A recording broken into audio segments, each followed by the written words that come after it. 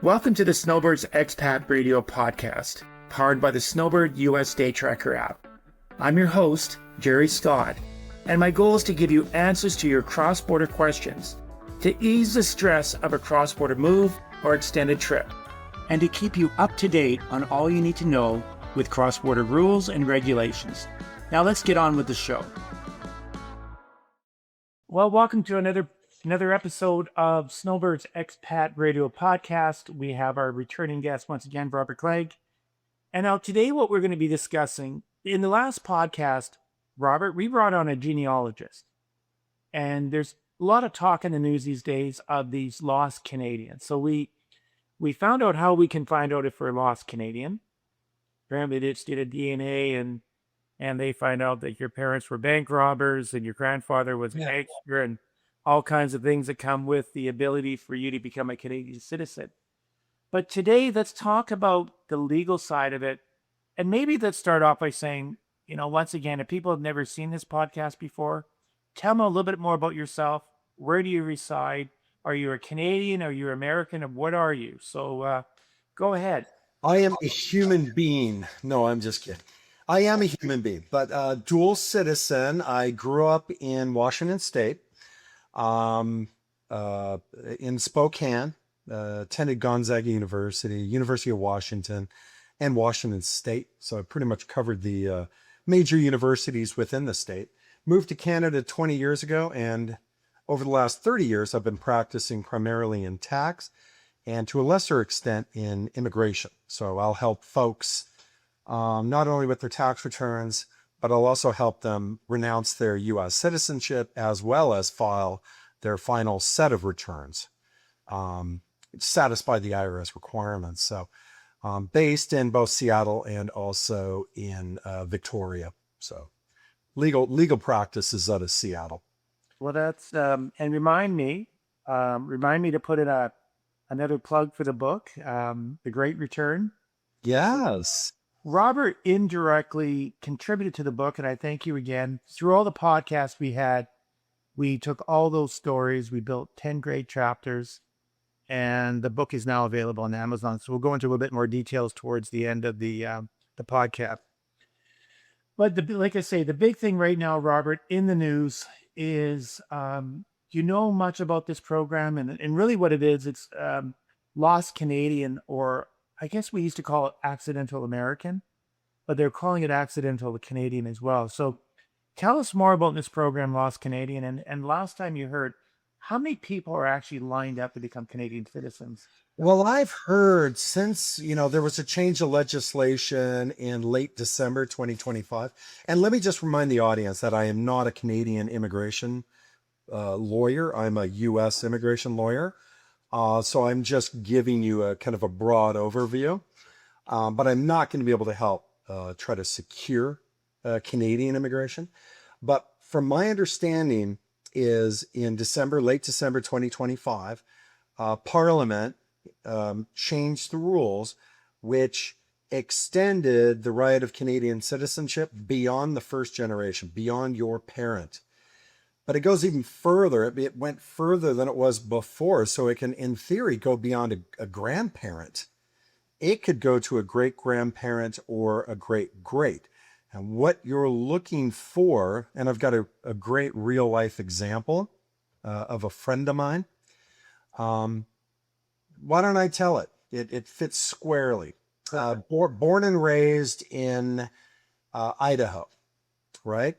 Worked for the U.S. government abroad in Asia, and I happened to be in Asia, and so I visited him in December, 2 weeks after the change of legislation, and we're talking, and he said, "Yeah, I'd love to live in Canada," and he said, "Yeah, my grandpa was born in Canada, in Alberta," and I said, I won't name names, but I said, "Hey, you may be in luck. Canada changed the rules. You need to show a direct lineage to your grandfather through various government documents, such as old passports, birth certificates, driver's license, etc.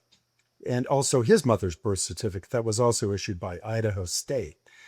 And And that's what he did. So he located his grandpa's Alberta birth certificate from, I think it was 1902, which in turn, his name was on it, the grandpa from Alberta.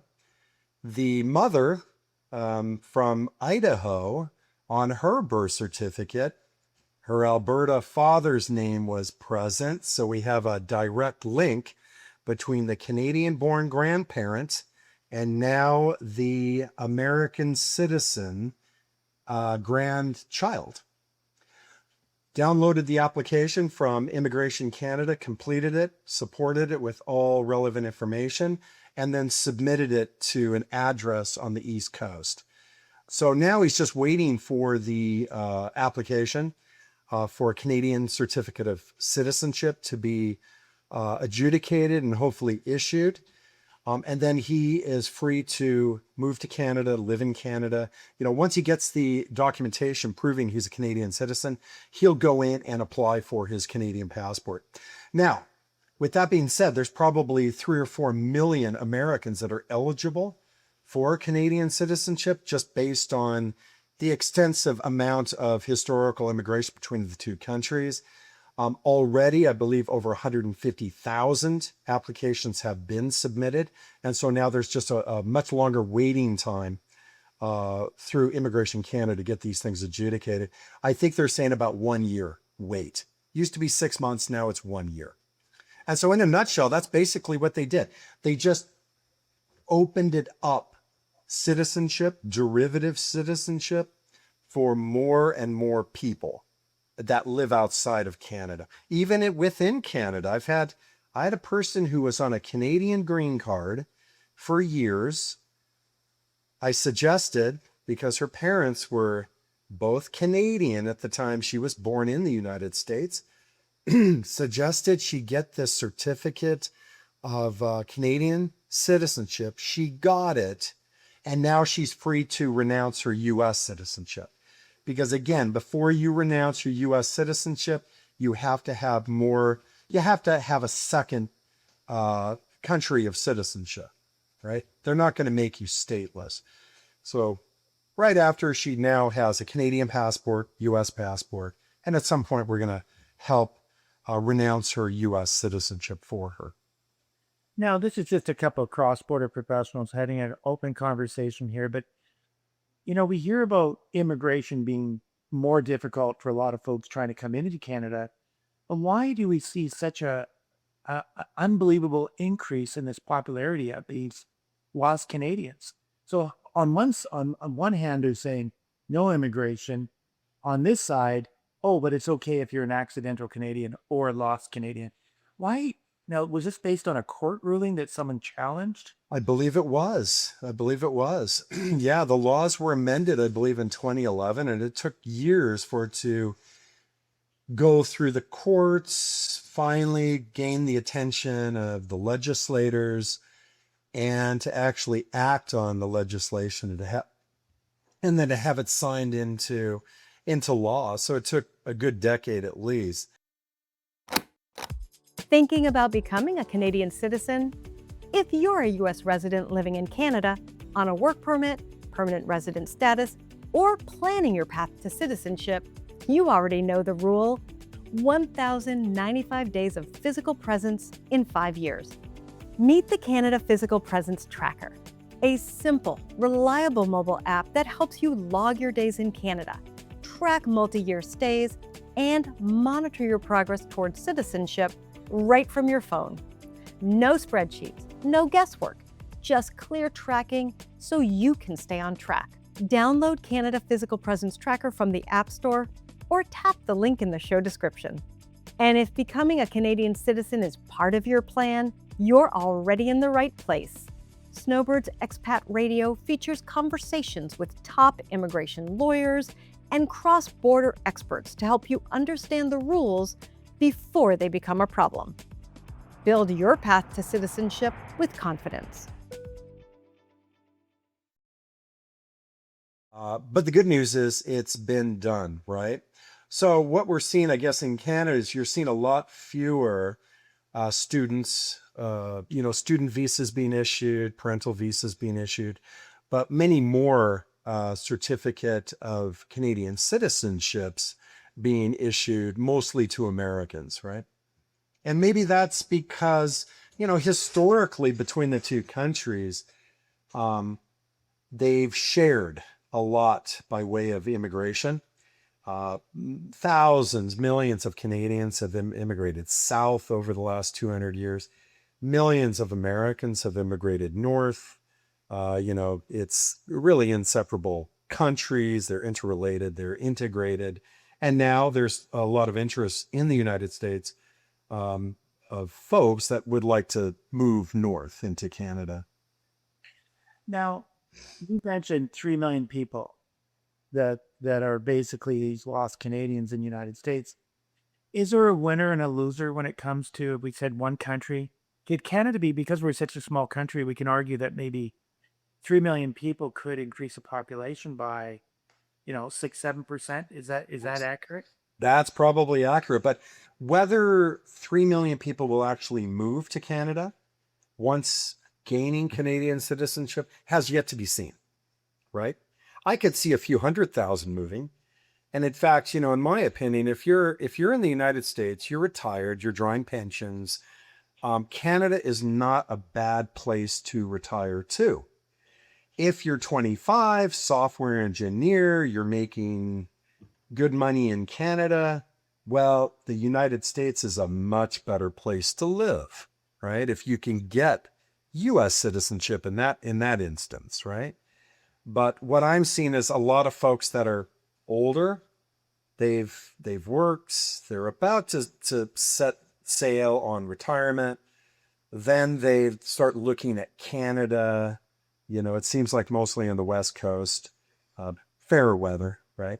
And then they put they put their their idea into action, so to speak, and then they get moving on our citizenship. Well, it's interesting because it is, you and I both being on Vancouver Island, yourself being in Victoria, and we're in Qualicum Beach. I mean, we are seeing these places like Qualicum Beach is a real a migration town where more and more Americans or Canadians are actually moving up here. Absolutely. Yep. Yeah. I have a friend from Seattle. Known him for years. He's actually originally from California. Went to Berkeley. I met him actually taking the bar exam in 1997. And he called a couple of months ago saying, "Hey, I'm Canadian." And I was like, "Well, that's strange. I thought you were born and raised in California." And he said, "Nope, but my grandpa was from Toronto." So he's getting everything going and he's moving next to you. He's moving up on it. So here's something, as we talk through this process. So this podcast is really, we've identified this program. These lost Canadians are now becoming Canadian citizens. Now we're going to talk about tax side, because something that came up last week was a dual Canadian, dual citizen, American and Canadian. They're living in the United States. They love this area, Pheasant Glen, in Qualicum Beach, and they said, "Listen, we want to buy a place here." And what came up was the SVT tax, the speculation vacancy tax. Yes, that's right. Have you had many people dealing with that in your province? I don't deal with that directly, but I have heard. I had an instant where a couple, one was Canadian, a U.S. green card holder, the other was U.S. only, and a Canadian green card holder. Before they moved here to Victoria from California, they purchased a property and they split it. I think it was 99% owned by the Canadian citizen spouse and 1% by the non, and they billed the non the tax, right? So it's best if you're both, if you can secure your Canadian citizenship prior to moving and prior to buying, then it's my understanding that tax should not apply, not to Canadian citizens, irrespective of where they reside, right? So my understanding is the SBT, speculation vacancy tax, If you're an American person, even if you're a Canadian citizen or have Canadian citizenship, it could be as much as 4%. So am I wrong to believe that 4% would be paid yearly? 4% times two. It's beyond my scope. Okay. If I don't know. I believe that's what it is, because when we heard people were buying in Cole Harbor, $5 million places, these people were paying $400,000 in annual taxes, which really took away the ability to enjoy. Absolutely, it does. Yeah. Well, that's Now, it's my understanding, didn't the government indicate they're going to get rid of that tax? I sure hope so. Yeah, yeah. It's kind of putting a damper on the West Coast. But then at the same time, they don't allow. They don't allow. They still have no foreign buyers until January 1st, 2027. Yeah. So I know that Canadians want to come back here and settle, and let's talk about that. So let's talk about these Canadians that are coming home, and you're dealing with these Canadians. Are you still seeing an unbelievable flow of people? Well, I would say it's not. I wouldn't say unbelievable, but it's certainly steady, right? For a city the size of Victoria, yeah, I think there's quite a number. I don't know if Victoria is the first choice, given that it's dependent on ferry service. There's a cost, right? But I think for a lot of folks, they probably look at the price differentials between, say, Vancouver, Victoria, even Kelowna, and they conclude, look, I'm moving up from California. Probably don't want to deal with the ice and snow in Kelowna. Vancouver's too big, too congested, too pricey. Victoria is perfect. And better yet, where you live is even better. It's a one ferry straight over to Vancouver. Easy to navigate, right?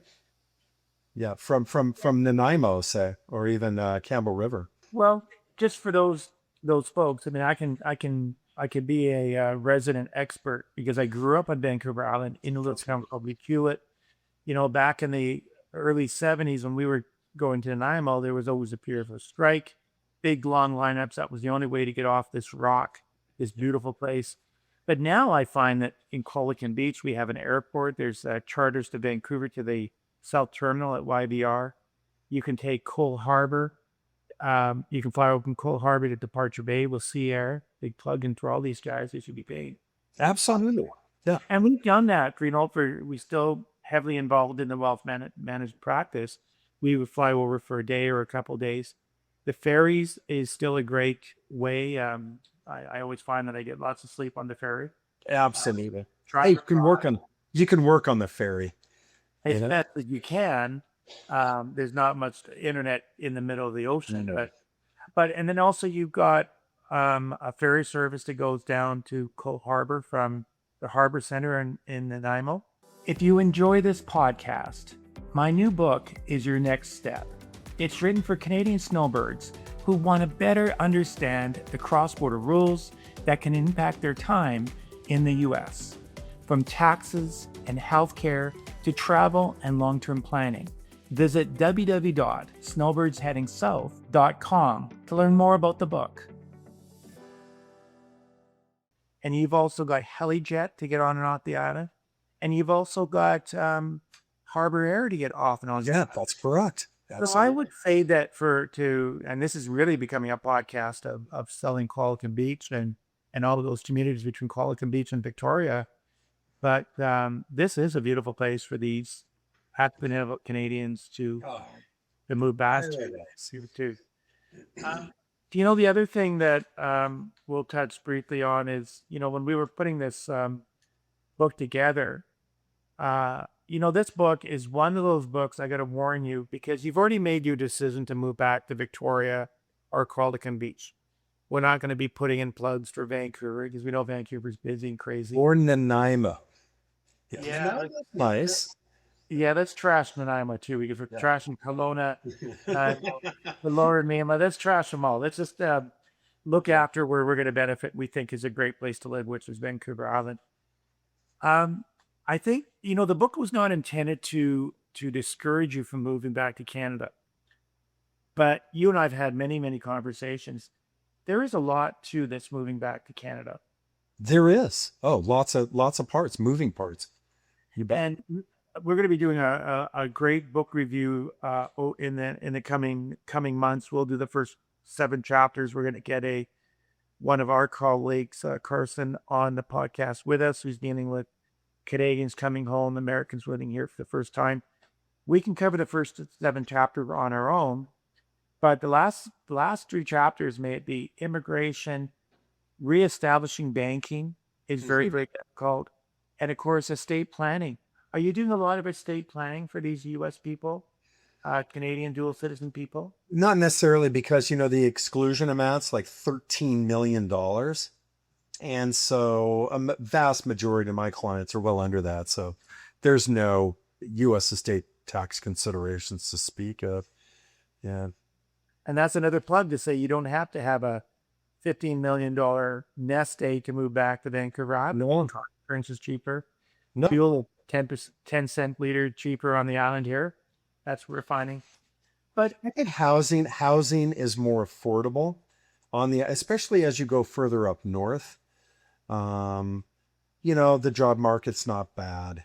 Victoria is the seat of government, so unemployment's reasonable, right? yeah. So based on your experience, your clients that are coming back to Canada, settling here, and you're having to file Canadian and U.S. tax returns, are you seeing what are some of the most desirable places on the island outside of Victoria? We've already promoted Crolican Beach, Cobble Hill, Cobble Hill, Duncan area.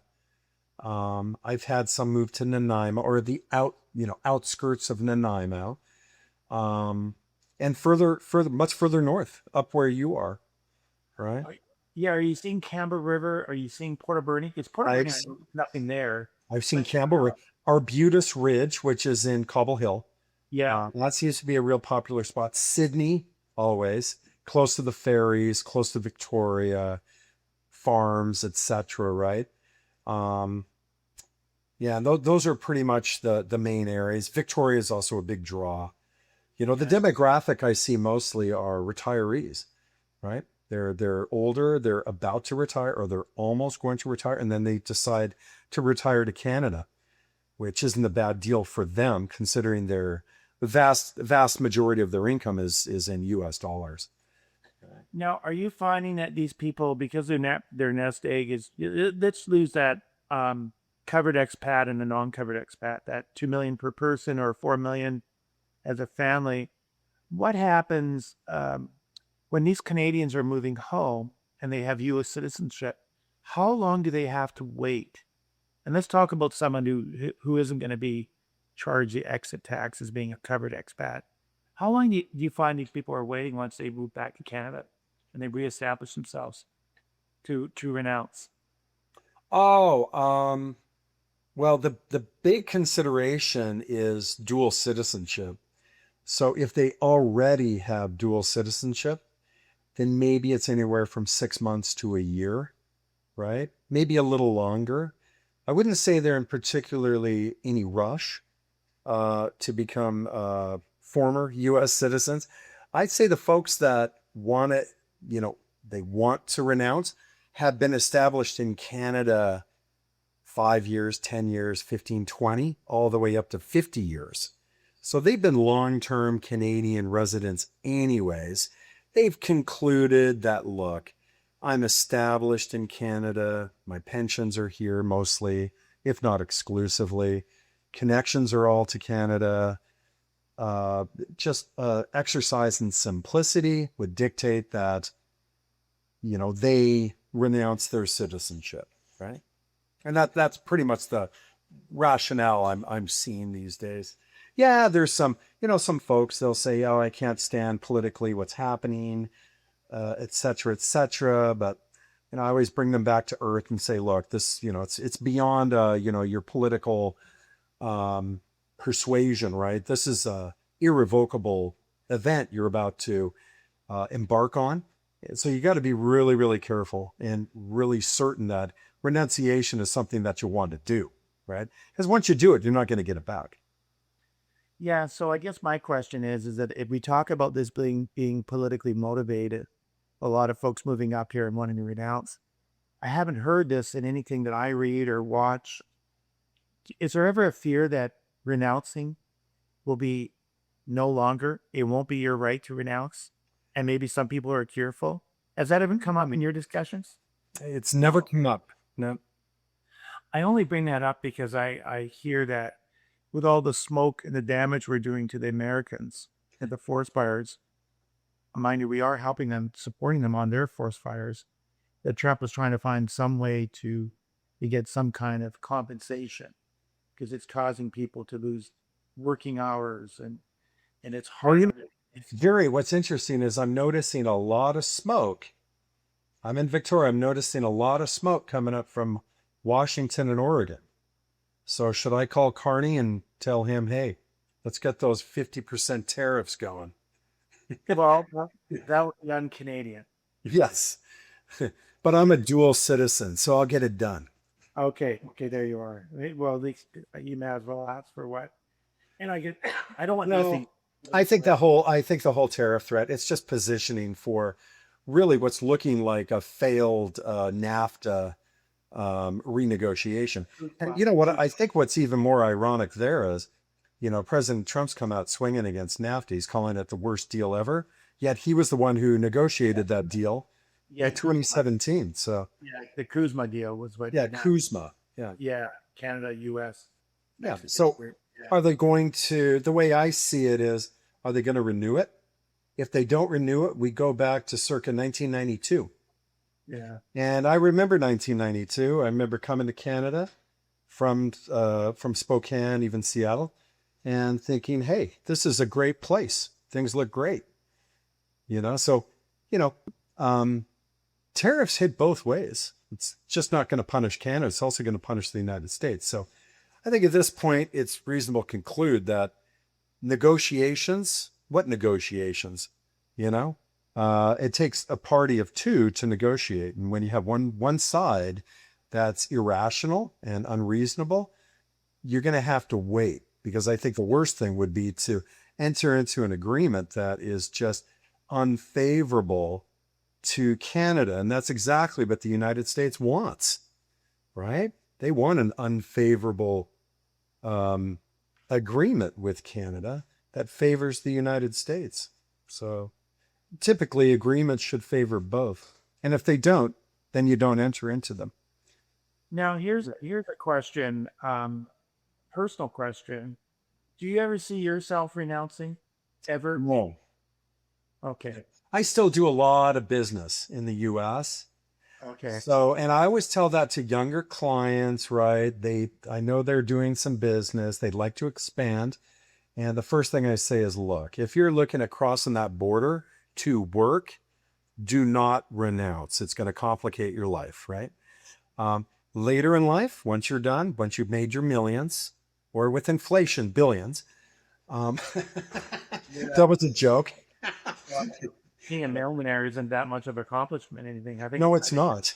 It'll get poor in Canada. Yeah, a millionaire means nothing these days. So, but if that's your intention, then don't do it. But once you've made your money and you're set to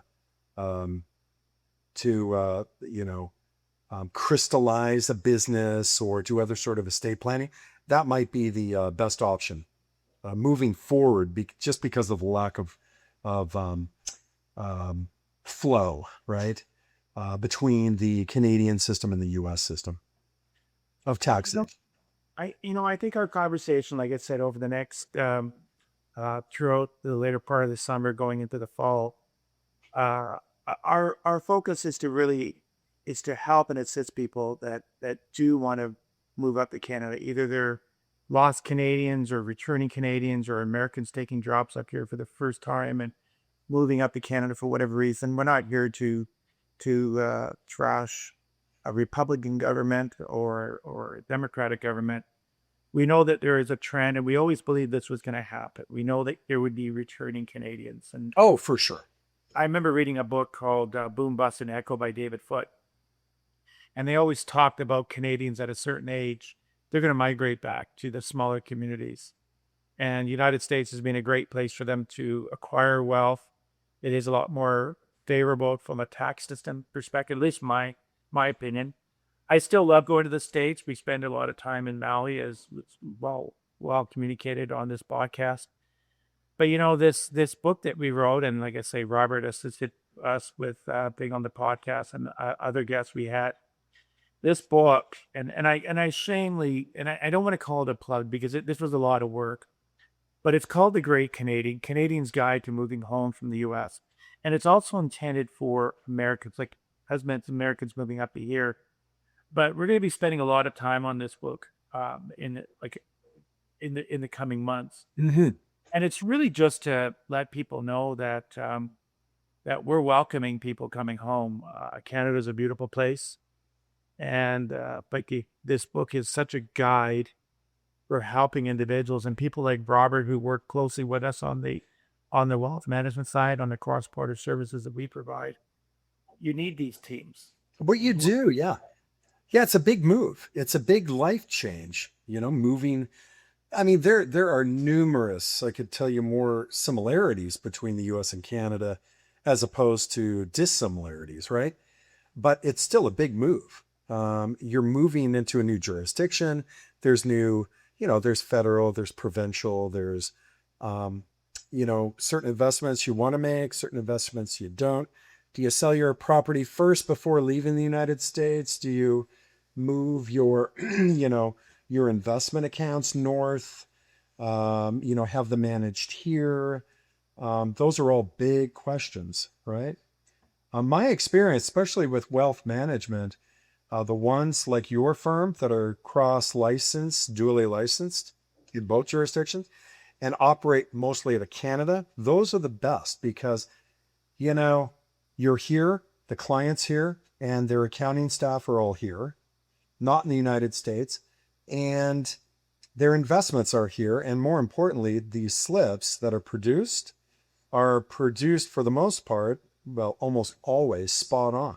So there's no going back, asking for corrected slips, et cetera, maybe for, IRA, 401k, distributions through the year, et cetera. So. Well, you mentioned, we kind of treated it as a case study. You had this friend of yours in Asia that he found out that he was an accidental or a lost Canadian, or his grandfather was from Alberta.